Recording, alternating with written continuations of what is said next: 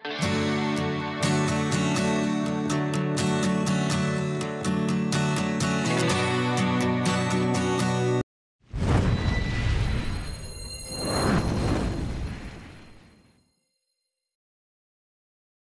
Hello नमस्कार, मी आपल्या सर्वांचे आपल्या आणखीन एका नवीन व्हिडिओमध्ये अगदी मनापासून स्वागत करीत आहे। तर सकाळी सकाळी व्हिडिओची सुरुवात केलेली आहे आणि मी आज तुम्हाला एक छान अशी रेसिपी दाखवणार आहे। तर मार्केटमध्ये अशी छान आवळे बघून माझं मन राहवलंच नाही आणि मी खूप सारे आवळे घेऊन आली। तर आवळे इतके छान मिळाले की आता ह्याची तर काहीतरी रेसिपी आपल्याला करावीच लागणार आहे। तर चला तर बघूया आपण। आज मी एक वेगळी अशी रेसिपी दाखविणार आहे, वेगळ्या पद्धतीने मोरावळा कसा करायचा ते आपल्याला दाखविणार आहे। वेगळी पद्धत म्हणजे काय? पद्धत तर सर्वांची सारखीच असते, परंतु मी इथे काही अशा गोष्टी आहेत ज्या वापरणार नाही आहे। ती म्हणजे सगळ्यात आधी म्हणजे चुना। जर अख्ख्या आवळ्याचा मोरावळा आपल्याला करायचा असला तर यामध्ये चुन्यामध्ये भिजवून ठेवतात काही लोक, ते मी वापरणार नाही आहे। किंवा याच्यामध्ये गूळ किंवा साखरसुद्धा वापरणार नाही आहे। तर अशा अगदी सोप्या पद्धतीने जो कोणीही करू शकेल अशा पद्धतीने मी तुम्हाला मोरावळा सांगणार आहे, दाखवणार आहे। तर सगळ्यात आधी मी आवळे छान धुवून घेतले आणि चाळणीमध्ये वाफवून घेतले। इडली पात्रात किंवा एखाद्या पातेल्यामध्ये आधी खाली पाणी टाका आणि त्यावरती एखादी चाळणी ठेवा आणि त्यावरती वाफवून घ्या। हे आवळे मी फक्त 10 मिनिटं वाफवून घेतलेले आहे, जास्ती वाफवायची नाही आहे।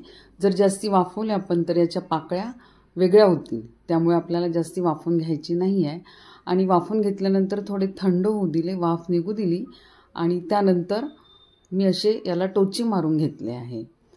तर आता मी हे 1 किलो आवळे घेतलेले आहे, तर याला मी 1 किलोच खडीसाखर घेतलेली आहे। तर या मोरावळ्यामध्ये आपण खडीसाखरेचा वापर करणार आहोत। तर ही खडीसाखर आपण आता मिक्सरला बारीक करून घेऊया। मागल्या व्हिडिओमध्ये मी आपल्याला आवळ्याच्या 2 रेसिपीज दाखविल्या होत्या। एक किसून केलेला आवळा त्याचा मोरावळा केला होता आणि एक असं फोडीचा मोरावळा दाखविला होता तुम्हाला। आणि आज आपण बघणार आहोत अख्ख्या आवळ्याचा मोरावळा कसा करायचा ते। तर सर्वात आधी एक स्टीलची कढई घेतलेली आहे, त्यामध्ये आपण संपूर्ण आवळे टाकून देणार आहोत आणि वरून आपण जी आपण पावडर करून ठेवलेली खडीसाखर होती, बारीक करून ठेवलेली, ती आपण त्यावरती पसरवून घेणार आहोत आणि नंतर आपण गॅस लावणार आहोत।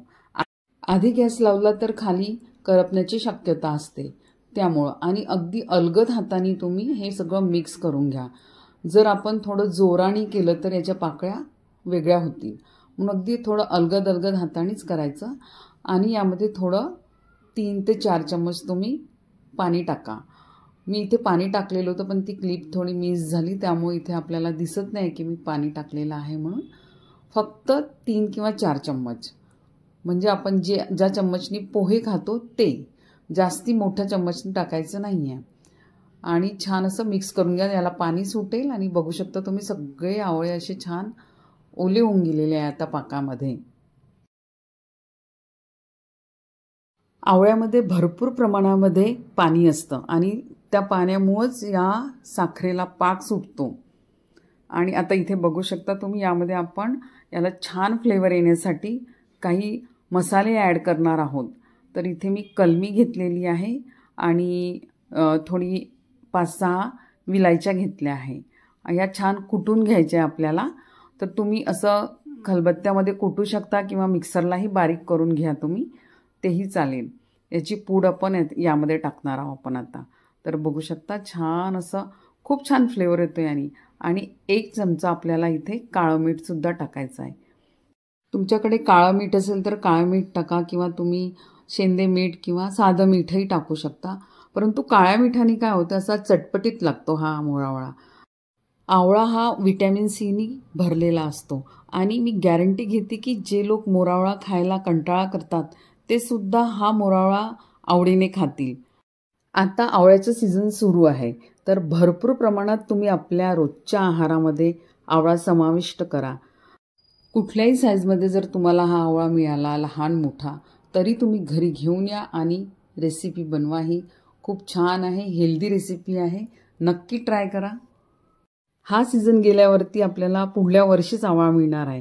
त्यामुळं अशा पद्धतीने तुम्ही मोरावळा तयार करा आणि वर्षभर तुम्ही खाऊ शकता.